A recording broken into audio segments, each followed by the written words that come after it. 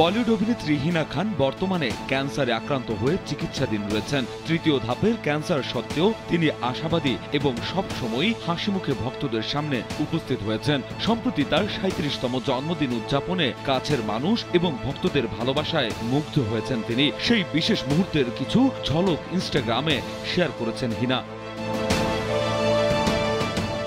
ইনস্টাগ্রামে শেয়ার করা একটি ভিডিওতে হিনার জন্মদিন উদযাপনের মুহূর্তগুলো দেখা গেছে। কাছের বন্ধু ও ভক্তদের সান্নিধ্যে তার এই দিনটি আরো বেশি বিশেষ হয়ে উঠেছিল।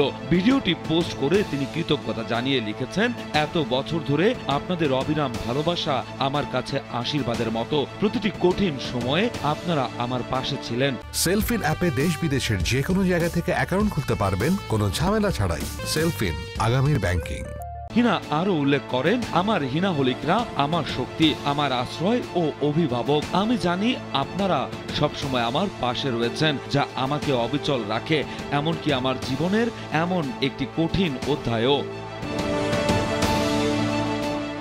চলতি বছরের জুন মাসের শুরুতে হিনা ক্যান্সারে আক্রান্ত হওয়ার বিষয়টি প্রকাশ্যে আনেন। তখন তিনি ইনস্টাগ্রামে জানান তার স্টেজ 3 স্তন ক্যান্সার ধরা পড়েছে এবং তিনি চিকিৎসার জন্য ভক্তদের দোয়া কামনা করছেন। বিনোদন ডেস্ক, কালবেলা।